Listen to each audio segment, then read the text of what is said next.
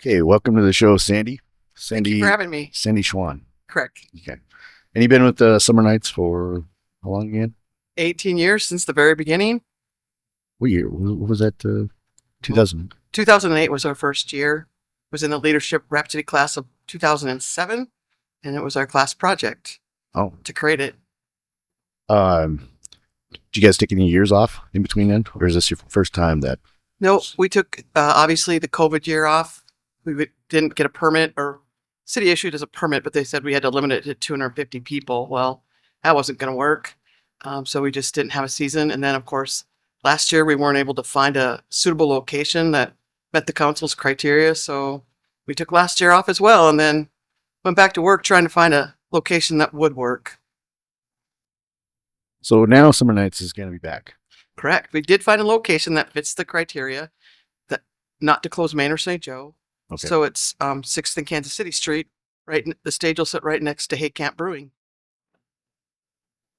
Did you have to get approval from all the other businesses around there? We have to notify them. Okay. And we've been working with them. We've had some meetings with Carl and some of his tenants. Carl's the owner of Hay Camp. Yeah. We've had some meetings at the Parks Department with some other business owners to just try to mitigate the inconvenience. We're well aware that closing a city street, no matter what street it is, causes some inconvenience, especially to the business owners. Yeah. And we're trying to mitigate the inconvenience. But the purpose of our event has always been to bring a new customer to someone's doorstep, to expose your business to people that may have never seen it before.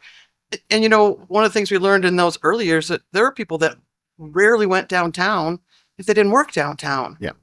And so they didn't know what was there, because I know you've driven through downtown, haven't you? Oh, yeah. You don't see what's on the streets. You don't see what's in the storefronts, because you're just trying to not get hit by another car. Yeah. Make sure another car doesn't back out. Right, exactly. Or, you know, the big giant F-350 that's halfway out in the lane, and you're in the lane. You got to figure out how to get around it. And so if people slow down and walk past the store, we're hoping that they go in if it's open, or go back another time and shop or eat there. So, when this all started, this basic turf war and controversy going on with where you guys were located for so many years, how long were you guys in that spot for? Well, we always use 7th Street because there's some infrastructure that we installed on the first year, the electrical boxes in the alley. And so that's kind of tied us to 7th Street. Mm-hmm. And it was actually the downtown business group at the time, called the RCDA, that selected 7th Street. But we outgrew 7th Street by the end of the first year.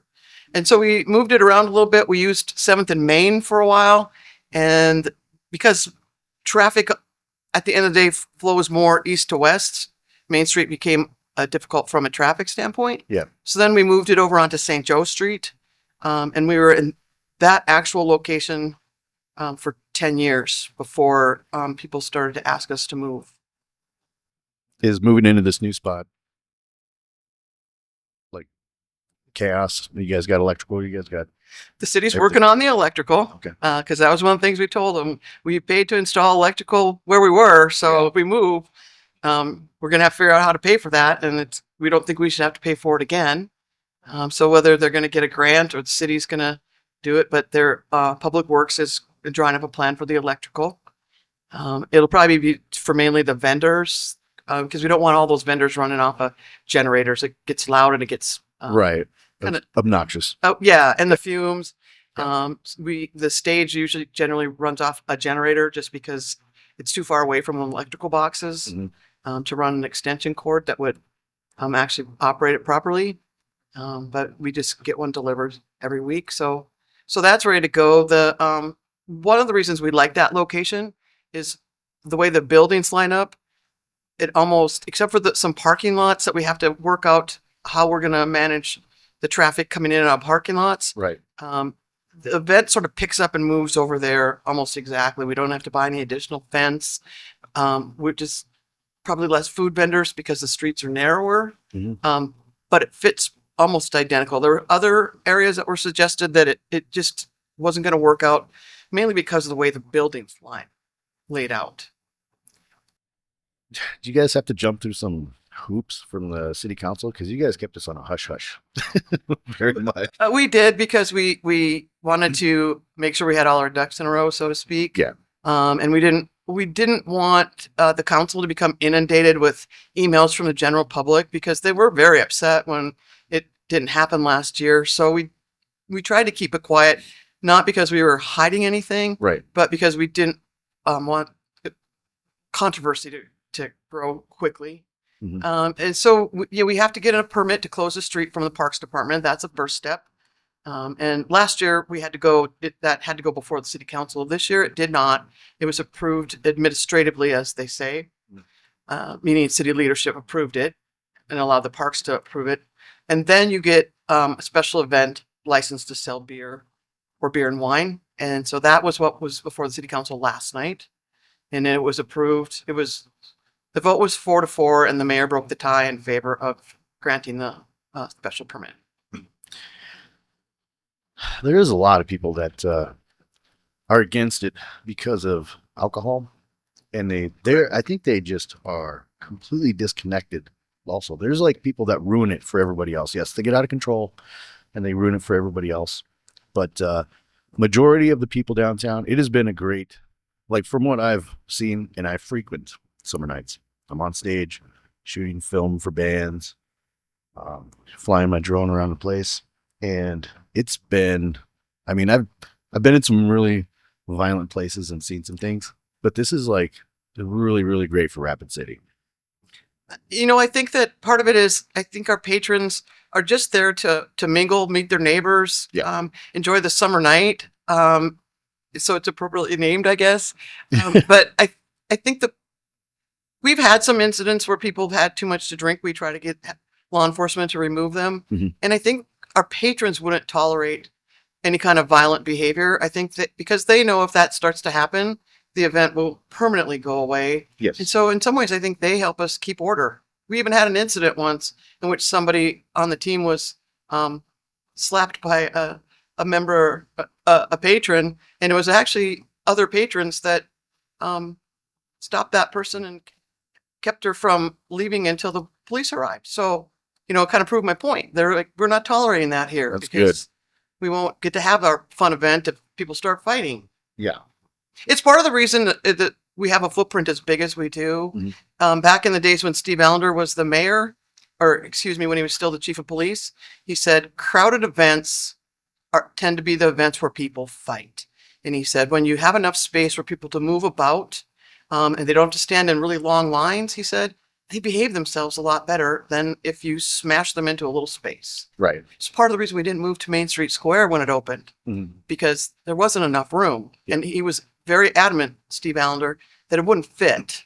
And if we tried to make it fit, we would probably end up having the kind of problems that would get it shut down. That is a congested area also for as big as it is. And a lot of people were saying, why couldn't you just move it to a park? But That's a good question. Yeah. And there's a couple of reasons. One, logistically, it's difficult in a park. People bring up the Heritage Festival we had years ago. Mhm. The equipment used for vendors and beer sales back in the Heritage days are quite different than what we use today. Everybody has either a truck or a trailer. We have 3 refrigerated trailers. Once they're loaded, they're very heavy. So to protect the park itself would mean our setup time would probably have to double. Mhm. That's a lot to ask of volunteers. Yeah. And the other side of it is it's the vibe. I think the vibe is that people like is the street. They like there's something about it. It reminds them of their hometown, or it reminds them of, street fairs that they went to back in the day. But people like the street. Ray Hildebrand, rest his soul, once said to me, he said, Tandy, do you know why people love summer nights? He said, well, I think I do, but tell me why you think they like it. And he said, because to some degree it's magical. He said, I can see you from my office setting up. And he said, I know a lot of work goes into it. He said, but the general public comes downtown at 5:30, 6 o'clock, and it's been transformed into a street fair. He said, so it's magic. And he said, and then in the morning, poof, he said, it's gone. And he said, that's what they like, the transformation. So I think the vibe in the park would not be the same. Right. Do you guys have volunteers all ready to go for the summer for Well, we have our board. Of course, we've never disbanded the board, and so they do the lion's share of the organizing and executing. And then we have some groups from Ellsworth that help us with the setup and the teardown, and also delivering picnic tables. Yeah. And I don't think it'll be difficult to find those groups that are willing to do it, because at the end of the summer we make a donation to their squadron, and then they use that for their Christmas party, or a retirement party, or those kinds of things. And so, but it does take almost 100 volunteers every week to pull it off. That's a lot. It is. You guys are a nonprofit. Correct. So what are some misconceptions do you think that the area may have about summer nights? I think some of the misconceptions are that we make a lot of money, but we don't have any expenses. I think people believe that the city is actually hosting the event, or at least paying the expenses. Mhm. We've never asked the city for any money other than they installed the power on the street, but we paid for the installation. So the barricades that are delivered, we hire a company to do that for us. Porta potties, dumpsters, all of those things are expenses that we pay for. All of our equipment we've purchased on our own, and we have a warehouse that we rent every month to store it in. Even a member of the city council a year ago asked Judd, well, where does the city store your equipment? And Judd said, the city doesn't store it. We pay to store it. And so we're a self-sustaining nonprofit. We also obviously pay the bands, and we pay for a sound engineer. We have to maintain all those vehicles that we have to bring everything down. So most of our money goes to maintaining equipment, buying new equipment, and the actual cost of the event. And then some of it goes to the people that volunteer to help us, people that check IDs, people that set up a teardown. They're with either, like I said, military groups or other nonprofits, and then they do with their money what they find is good to do with their money in their community. So most of it comes back to the community in one way or another. Yeah, when I go down there, the first thing I usually see, because I get down there a little early and then I start filming, and I see a lot of the groups from Black Hills Works down there. Yeah. And then I see, like, I know a lot of, like I may have said earlier, military, active and inactive, like retired, down there with their families. And I think a lot of the people that I've seen very angry at summer nights don't even have a dog in the fight. They just wanted to stir the pot or complain about something. So that's true to some extent. I Yeah. think some of them have some legitimate concerns, business concerns. The thing I've always been curious about is, how do some businesses turn it into a gold mine, and others it damages their business? And maybe the conversation shouldn't be always where should we put it or who's going to get hurt, but how do we bring all the stakeholders to the table and find out, how are you making this work, and how are you getting people in your business when I don't seem to be accomplishing that? Let's work in cooperation instead of always being at odds with each other. That is, a lot of people have brought that up to me too. Like, they say they're bringing the people downtown. How are you not getting business, or how's your business getting affected negatively? And it kind of makes sense to me. And I do know a lot of the businesses, and they say nothing's changed. So, yeah. Well, I went around and talked to some businesses this fall, because we had some businesses reach out to me that said, hey, we lost money on Thursday nights this summer, and we need to figure out a way to rectify the situation. And so I just did some boots on the ground, walking around downtown, talking to people. well, that's good. And what I heard from some bars and restaurants is that it did negatively impact them. I don't know that everybody felt that way. I think some felt that they were better off with us gone. I talked to retailers as well. There were a couple that said they felt like they were negatively impacted. And there were a number of them that said it didn't really matter one way or the other. We thought that when summer nights didn't happen, we'd have a boon in retail business, that we'd have an uptick. And they said we didn't. We didn't lose money, but we didn't have more customers because you were gone. Yeah. And so that was kind of the consensus I got. There were still people that thought that it hurt their business. But I think some of them had kind of changed their mind on how it was actually affecting people in terms of the parking and their hours of operation too. Yeah. I remember when they started that paid parking downtown too. That was a big controversy also when the city started that. Yeah, and that's interesting too because it depends on your outlook. I have a business downtown, but of course mine's not retail; it's financial services. Mhm. I like the parking meters because before the parking meters, the street in front of our office building was completely full by 8:20 in the morning. And once the parking meters came in, there's space for my customers, Oh, clients to park because they would just like because take up it's free not parking.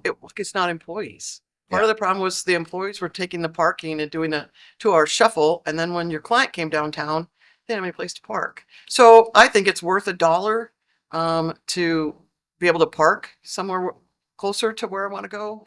I just buy tokens and give them to my clients so they can feed the parking meter. That's good. Yeah. That's smart. Smart marketing. Well, I think we could do that I've suggested it to other retailers. I said, you could set a dollar limit if people spend a certain amount of money in your store, Yeah. give them a token. I'll have to find maybe some businesses around here too to come on to help businesses market different for summer nights, because Yeah. there's a lot of There's- ways to target community around here, especially when they're downtown. Yes, there are. The woman that runs Vita Santa olive oil, Mhm. man, she's done a great job Yeah. marketing to the consumers, as have Thirsties and the Tinderbox. The social house that just opened on 7th Street. That was part of his marketing plan to begin with, is to be in the middle of the Summer Nights footprint. Unfortunately for him, he wasn't open before we went away, but Now he's not. but he's still excited that it's coming back because Yeah. I think it's about. I said this a long time ago on KOTA's program. The purpose of Summer Nights at the end of the day is to bring people downtown, and the business owners have to figure out how to convert them into a customer because they know their model and we know ours. That's what everybody tells me too. Like other businesses and stuff. They're like, I don't know how they're not converting these people downtown in order to, go out and hand out cards. I guess some of them may not like sales also because they just want to own a business and they're like, if my product should speak for itself, I don't need to get out there. Yeah, I think there's some of that. And but at the end of the day, it's just your basic marketing 101. A retired manager from Walmart said to me one time, he goes, he said, my wife doesn't my wife doesn't buy her clothes at Walmart. He said, but she didn't shop downtown until he started Summer Nights because she never went downtown. Mhm. She didn't have any reason to go downtown. And so I think that's the thing to look at. It's just exposure, people seeing your store, and maybe you don't buy anything Thursday night, but hopefully they come back. Yeah. They remember who you are. My dad used to say advertising. My dad's gone, but he owned electronics and appliance store. He used to say advertising is not immediate. No one ever did a U-turn on Broadway because I had a washing machine on sale. He said, but I hoped when they needed a washing machine, they remembered my advertising and came in and checked out my prices. Yeah. Do you think now that it's been gone for a year, do you think it's going to be a different turnout? I think it might be bigger. Yeah. I think it might be bigger because I think people, there was a time in the first 6 or 7 years of the event where the question was, are we going to have Summer Nights this summer? And we had huge crowds. But then things settled down and it just became part of the culture of the community. So it wasn't, are we going to have Summer Nights? The question was, when does it start? Mhm. And actually attendance sort of dropped off when we got to that point. I think because it just became a given. It would always be there. Right. Yeah. Taking it for granted. Right. So I think we could have a huge year. At least I'm hoping we do because we got to make up for last year. We kind of hemorrhaged money there for a while. Do you guys have a lot of local bands ready to go? I got a lot of bands, some regional and some local, some that are kind of new to the music scene. Oh, good. And at least here. And so hopefully we have a mix of some of those old favorites people loved and some new genres and new groups. What are some new things that the community might notice with the whole new summer nights? It's Well, it's going to look a lot the same. It's a little bit smaller because the streets are narrower. But I think that they're going to see. I think the biggest change is that we're going to segue between us and over to Main Street Square. I think that makes a really nice transition. That you can basically go straight down the street and there's Main Street Square. They're going to have some musical acts there, but there's just going to be more geared towards family activities as well, with the fountains and the other kids' activities. So I think it's really going to be kind of a cool vibe to be strolling up and down 6th Street to the two different venues. yeah, it's like adults, music, and then just Rugrats and kids down there. Well, and we've been working with Visit Rapid City and Main Street Square, and you know what's really nice is that this is the first time in a long time that that's felt like a partnership instead Good. of a competition. Right. And I think that there was a time when people didn't know they were two different things, summer nights and what was happening on the square. I think that's actually better for the entire community. Yeah. I remember when they called it autumn nights, and everybody was like, "Oh, summer nights just converting into seasons," Right. which was pretty crafty of them. No, it was actually my idea. Oh, was because, it? because they did it after summer nights was over. Yeah. And back in that era, we would get to the end of August and people would be like, "Why can't we do this in September? It's still nice in September, and we're not ready to be done." And I said, "Well, we're done in September because we're exhausted." Yeah. And so then I went and talked to, I think Megan Whitman was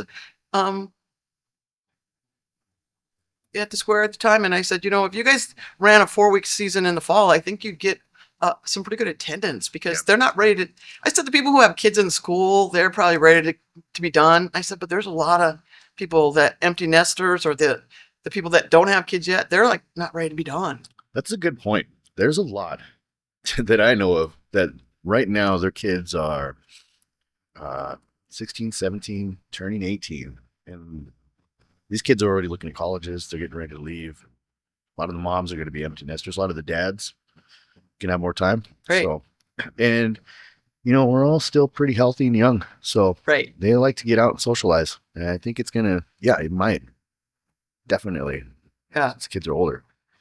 Yeah, that's a big part of our demographic. The interesting thing when we started summer nights, we didn't really know what that demographic would be. Mhm. We really didn't even know if anybody would come. We took kind of a risk, and what we found is that there isn't really a demographic. It's like you said, people from Black Hills Works. There's surgeons, and attorneys, and people that are retired military, and I think that's one of the things the community likes about it.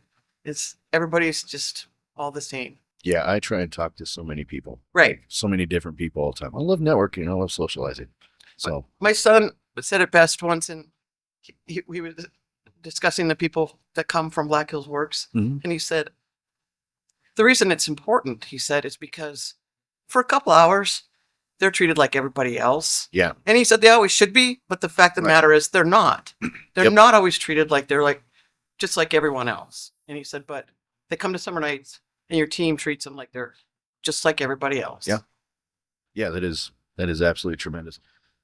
I remember a long time ago there was also a controversy with the clock tower a long time ago, and they got mad that the Black Hills Works groups were showing up and doing karaoke. I remember that. You remember that too? Yep. Yeah, it was like, when that stuff happens, it really pisses me off, because it's like, there's still a big part of our community also. Exactly. And interestingly enough, I think that was the beginning of the end of the clock tower, because Yep. people were just like, I'm not going to go then. Yeah. I'm not going to tolerate intolerance. There was a boycott for sure. Yeah. That was part of that. I like to see, like, everybody has their differences, and I like people that have differences but can work it out. And Me too. This is our community. This is our home. A lot of us may not agree, but as long as we can work something out so we can all enjoy, our time here. I think the world could use a lot more of that. I was raised in a household where we were allowed to have opinions on world events, politics, religion, Mhm. And they didn't have to agree with my dad. Yeah. But we had to be polite, and we had to come from a basis of knowledge. And I think the world could use more of that right now, where we could say, hey, you know what? I don't agree with you, but that doesn't change my opinion of you. That doesn't make me like you less as a human. Yeah. We just have a different opinion.